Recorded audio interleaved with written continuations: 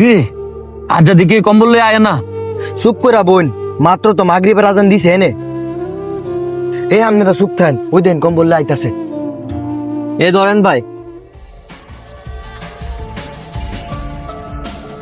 ভাই আমি অনেক ধন্যবাদ, কম্বলটা আমার অনেক দরকার ছিল। আমার ভাই একটা কম্বলও নাই। ধন্যবাদ দেওয়ার কিছু নাই, দোয়া করেন।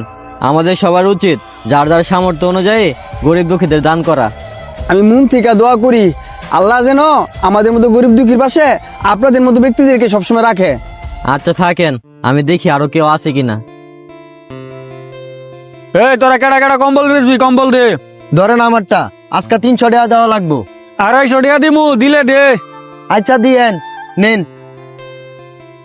আর কেডা দিবি দে। ভাই হের কম্বলের তে আমারটা অনেক মুড়া, আমারে 300 টাকা দিতে হইব। তো করে লই আর হারি না, তোরা দিন দিন খালি ডিমান্ড দেখাস। অনে নিবেন নি, নিলে নে, না নিলে জান গা। কিনার লোকের অভাব নাই। দে 300 দি মনে। এডর এ বেটা জমিদার, তোরটা কি বেচতি না? না, আমি কম্বল বেচতাম গেলে গিয়া। তুই ইমন বাপসাপ লইতাছস, কম্বল মনোহর বেচছস না? না ভাই, এই পর্যন্ত কারো কাছ থেকে কম্বল পাই নাই, আর কম্বল বিক্রিও করি নাই। আজকে প্রথম একটা কম্বল পাইছি, আর এই কম্বলটা শীতের মধ্যে আমার খুব দরকার। সবাই ব্যস্ত আছে, তুই বেচতি না কে লাগে? তোর কি ইমন দরকার? ভাই আমি দিন আনি দিন খাই, একটা কম্বল কেনার সামর্থ্য আমার নাই। এলাকার মধ্যে শুনলাম স্টেশন নাকি কম্বল দেয়, এর জন্য বাধ্য হয়ে আমি এখানে আইছি। ভাই আমি ধরে আইছি বাধ্য হয়ে একটা কম্বল নিতাম। হেগর পরিস্থিতি দিকা মনে হইতেছে হেগর এটা ব্যবসা। হেগর মতো কিছু লোভী মানুষের লাগিয়া আমাদের মতো প্রকৃত গরিব দুঃখী মানুষরা কম্বল বিতরণ দেখা বঞ্চিত হইতেছে।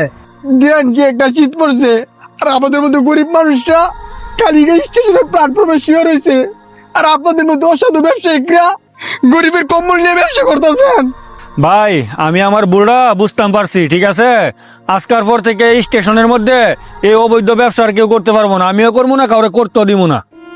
এই ধরেন কম্বল, আজকার পর থেকে এই গরিবের হক মারা ব্যবসা যেন আপনারা আর কেউ না করেন, আমিও করতাম না।